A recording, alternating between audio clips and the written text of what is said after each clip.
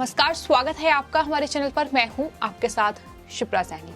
उत्तर प्रदेश में जुमे की नमाज के बाद भड़की हिंसा के बाद अब तमाम उपद्रवियों और दंगाइयों पर बुलडोजर का एक्शन लगातार जारी है। एक्शन उपद्रवियों और दंगाइयों पर हो रहा है, लेकिन पेट में दर्द महबूब मुफ्ती जैसे नेताओं के हो रहा है। दरअसल महबूब मुफ्ती ने उत्तर प्रदेश के मुख्यमंत्री योगी आदित्यनाथ पर हमला बोलते हुए कहा है कि वो एक कंगारू कोर्ट चला रहे हैं, जहां रोज अल्पसंख्यकों की इमारतों को बुलडोजर से गिराया जा रहा है। तो उत्तर प्रदेश में जिस तरीके से बुलडोजर का एक्शन लगातार जारी है, जहां इन उपद्रवियों की पहचान कर अगर उन्होंने अवैध तरीके से किसी इमारत का निर्माण किया है, अगर अपने घर बनाए हैं, बिल्डिंग बनाई है, तो उन्हें बुलडोजर से गिराने का काम हो रहा है। और सहारनपुर से लेकर प्रयागराज और कानपुर तक फिलहाल ये बुलडोजर का एक्शन हमें लगातार देखने को मिल रहा है। और इसी से ही पीडीपी प्रमुख महबूब मुफ्ती बौखलाई हुई हैं और उनका एक ट्वीट सामने आए हैं, जिसमें उन्होंने एनडीटीवी की एक पोस्ट को रिट्वीट करते हुए ये लिखा है कि ऐसा लगता है कि उत्तर प्रदेश के मुख्यमंत्री कोई कंगारू कोर्ट चला रहे हैं, जहां अल्पसंख्यकों की इमारतों को नियमित रूप से ध्वस्त किया जाता है, घर जीवन बर्बाद हो जाते हैं। दुर्भाग्य से न्यायपालिका मौन रहकर देखती रहती है। क्या अंतर्राष्ट्रीय स्तर पर रोष जताया जाएगा, तब भारत सरकार इस बारे में अपने रुख में बदलाव करेगी? ये सवाल महबूब मुफ्ती की ओर से किया गया है। तो साफ तौर पर ट्वीट से ये समझा जा सकता है कि किस तरीके से महबूब मुफ्ती बौखलाई हुई हैं। आपको साथ ही ये भी बताते हैं कि उत्तर प्रदेश में जुमे की नमाज के बाद उत्तर प्रदेश के कई बड़े शहरों में सांप्रदायिक माहौल बिगाड़ने की कोशिश हुई। जुमे की नमाज के बाद नमाजियों ने दरअसल ये नारेबाजी की शुरुआत की और इसके बाद वहां पुलिसकर्मियों पर पत्थर बरसाने शुरू किए। कई पुलिसकर्मी इस पूरी हिंसा में घायल भी हुए। सहारनपुर से लेकर प्रयागराज, कानपुर और इसी के साथ साथ देवबंद, मुरादाबाद, कई उत्तर प्रदेश के बड़े ऐसे शहर रहे जहां इस तरीके से हिंसा भड़की। लेकिन अब उसके बाद लगातार पुलिस और प्रशासन का जो एक्शन है वो इन उपद्रवियों और दंगाइयों के खिलाफ देखने को मिल रहा है। अभी तक कुल 255 लोगों को गिरफ्तार इस पूरी हिंसा के मामले में किया गया है। और कहीं न कहीं ये एक्शन साफ तौर पर ये बता रहा है कि किसी भी उपद्रवी या किसी भी दंगाई को बख्शा नहीं जाएगा, जिसने उत्तर प्रदेश का सांप्रदायिक माहौल बिगाड़ने की कोशिश की है। लेकिन किस तरीके से इन दंगाइयों और उपद्रवियों की पैरवी कर रहे हैं कुछ राजनेता, ये साफ तौर पर महबूब मुफ्ती का ये ट्वीट बयां कर रहा है, जिसमें वो साफ तौर पर ये कह रहे हैं कि अल्पसंख्यकों को निशाना बनाया जा रहा है। लेकिन वहीं उत्तर प्रदेश के मुख्यमंत्री योगी आदित्यनाथ लगातार तमाम चीजों की मॉनिटरिंग कर रहे हैं। आपको ये बताते हैं कि जैसे ही सहारनपुर से इस हिंसा की शुरुआत हुई और प्रयागराज तक ये हिंसा भड़की, जहां आगजनी की खबरें भी सामने आई, उसके तुरंत बाद जो है उत्तर प्रदेश के मुख्यमंत्री योगी आदित्यनाथ ने अधिकारियों को सख्त लहजे में सख्त निर्देश दिए कि किसी भी उपद्रवी को बख्शा ना जाए।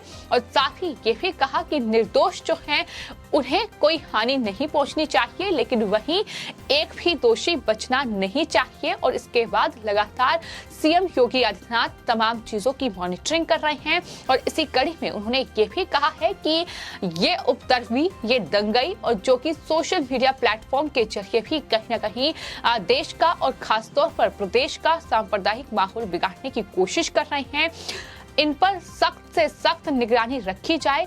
जिले स्तर पर, जोन लेवल पर और शासन स्तर पर इन तमाम लोगों पर निगरानी रखी जाए। और कोई भी अगर दोषी है, चाहे फिर वो किसी भी धर्म का है, किसी भी जाति का है, एक्शन होना चाहिए। ये सख्त लहजे में योगी आदित्यनाथ की ओर से कहा गया है। लेकिन बावजूद इसके अगर महबूब मुफ्ती इस तरीके की बयानबाजी करती हैं, तो साफ तौर पर उनकी बौखलाहट समझ में आती है कि एक तरफ यही वो तमाम नेता हैं, जब हिंसा भड़क रही थी तो इन्होंने आग में घी डालने का काम किया। अखिलेश यादव से लेकर तमाम नेताओं के ट्वीट सामने आए और अब इसी कड़ी में महबूब मुफ्ती का ये ट्वीट सामने आए हैं, जिसमें उन्होंने उत्तर प्रदेश के मुख्यमंत्री योगी आदित्यनाथ के एक्शन को लेकर उन पर हमला बोला है। दरअसल कहा है कि योगी आदित्यनाथ कंगारू कोर्ट चला रहे हैं और अल्पसंख्यकों की इमारतों को नियमित रूप से ध्वस्त करने का काम किया जा रहा है।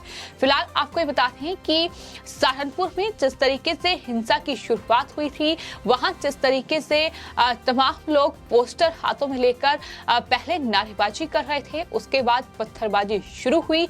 हालांकि इस पूरे प्रोटेस्ट की अनुमति जो है वो पुलिस और प्रशासन की ओर से नहीं दी गई थी, लेकिन बावजूद इसके वहां लोग बड़ी तादाद में इकट्ठा हुए और उसके बाद सहारनपुर के जो आसपास के इलाके हैं वहां जो मस्जिद है वहां लोग इकट्ठा होना शुरू हुए और इसी कड़ी में देवबंद में भी इस तरीके का उपद्रव देखने को मिला है। तो कुल मिलाकर इन तमाम उपद्रवियों की अब पहचान कर या तो इन्हें जेल में डाला जा रहा है या फिर ये भी लगातार देखा जा रहा है कि इन उपद्रवियों के घर जो है वो क्या वैध तरीके से बने हुए हैं या अवैध तरीके से बने हुए हैं। अगर अवैध तरीके से बने हुए हैं तो प्रशासन का बुलडोजर लगातार इनके खिलाफ सख्त से सख्त कार्रवाई कर रहा है।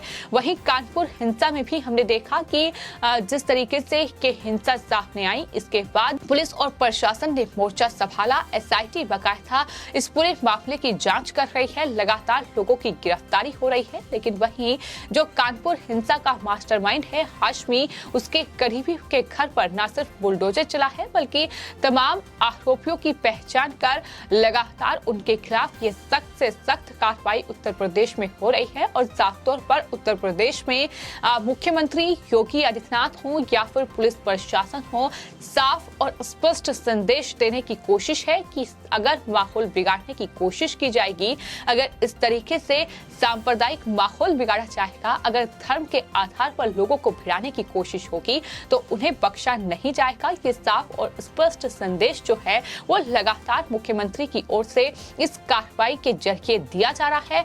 आपको ये बताते हैं कि अब तक इस पूरी हिंसा के सिलसिले में उत्तर प्रदेश के अलग अलग जिले जहां हिंसा भड़की वहां 255 लोगों को गिरफ्तार किया जा चुका है। और इसके अलावा पुलिस प्रशासन का ये भी साफ तौर पर कहना है कि इनके खिलाफ राष्ट्रीय सुरक्षा कानून यानी NSA के तहत कार्रवाई की जाएगी। ये पुलिस और प्रशासन की ओर से कहा गया है। आपको ये बताते हैं कि सहारनपुर और खासतौर पर प्रयागराज के पुलिस अधिकारियों ने ये कहा है कि गिरफ्तार लोगों के खिलाफ कड़े राष्ट्रीय सुरक्षा कानून के तहत कार्रवाई की जाएगी, क्योंकि मुख्यमंत्री ने भी पिछले दिनों ये कहा है कि अलग अलग शहरों में माहौल खराब करने वाले जो अराजक तत्व हैं उनकी कोशिशों में शामिल असामाजिक तत्व के खिलाफ सख्त से सख्त कार्रवाई की जाए।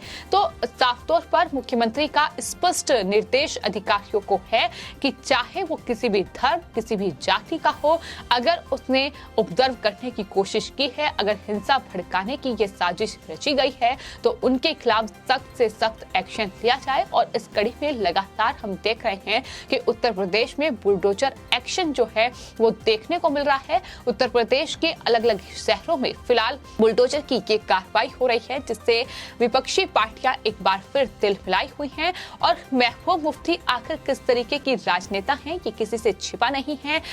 PDP प्रमुख महबूब मुफ्ती किस तरीके से जम्मू कश्मीर में भी अलगाववाद और पत्थरबाजों का समर्थन कर चुकी हैं, किस तरीके से वो पाकिस्तान का गुणगान करती हैं, तो उनके बयान तो ये साफ तौर पर बताते हैं कि अल्पसंख्यकों की आड़ में कहीं ना कहीं उनके लिए जिस तरीके से वो बातें करती हैं, लेकिन इस तमाम चीजों के जरिए वो कहीं ना कहीं पत्थरबाजों और साथ ही जो देश का माहौल बिगाड़ने की कोशिश लोग करते हैं, तमाम कट्टरपंथियों अलगाववादियों का वो साथ देती हैं। और इस ट्वीट में भी साफ तौर पर यह समझा जा सकता है, जहां एक तरफ उत्तर प्रदेश में जो बुलडोजर एक्शन तमाम माफियाओं, तमाम गैंगस्टरों और अब जो उत्तर प्रदेश में उपद्रवियों और इन दंगइयों के खिलाफ ये बुलडोजर का एक्शन हो रहा है, जहां तमाम लोग इसकी तारीफ कर रहे हैं, जहां तमाम लोग योगी आदित्यनाथ जो इन तमाम आरोपियों के खिलाफ जो एक्शन लेते हैं जो उसकी तारीफ करते हैं, लेकिन वहीं महबूब मुफ्ती के पेट में दर्द हो रहा है, क्योंकि जाहिर तौर पर उनकी जो मंशा है वो कहीं ना कहीं पूरी नहीं हुई। उपद्रव करने की कोशिश की गई, माहौल बिगाड़ने की कोशिश की गई, किस तरीके से प्रदेश में आग लगाई जाए, किस तरीके से प्रदेश को दंगों की आग में झोंका जाए, ये तमाम कोशिशें जुम्मे की नमाज के बाद हुई थी। तमाम उत्तर प्रदेश के बड़े बड़े शहरों में इस तरीके से लोग इकट्ठा हुए, प्रोटेस्ट किया और नारेबाजी की। और न सिर्फ नारेबाजी की बल्कि तमाम ऐसी सोशल मीडिया पर वीडियोस सामने आई हैं, तमाम ऐसे सीसीटीवी फुटेज सामने आए हैं जो साफ तौर पर बता रहे हैं कि किस तरीके से दंगाइयों की एक भारी भीड़, और वो भीड़ पुलिस पर पथराव कर रही है, वो भीड़ सरकारी संपत्तियों को नुकसान पहुंचा रही है। तो साफ तौर पर कहीं ना कहीं सरकार को बदनाम करने की भी कोशिश इस पूरे दंगे के जरिए की गई। लेकिन अब न सिर्फ उस पूरे उपद्रव पर रोक लगाई गई, न सिर्फ इन उपद्रवियों पर एक्शन हो रहा है, बल्कि साफ तौर पर इनके घरों की अब पहचान हो रही है। और अगर दंगाइयों के घर अवैध तरीके से बने हुए हैं, अगर इलीगल तरीके से उनका निर्माण हुआ है, तो बुलडोजर की कार्रवाई होगी, ये साफ तौर पर कहा गया है। साथ ही आपको यह भी बता दें कि प्रयागराज में जो हिंसा भड़की, उसका जो मास्टरमाइंड है जावेद बम, उसे गिरफ्तार किया जा चुका है। और साथ ही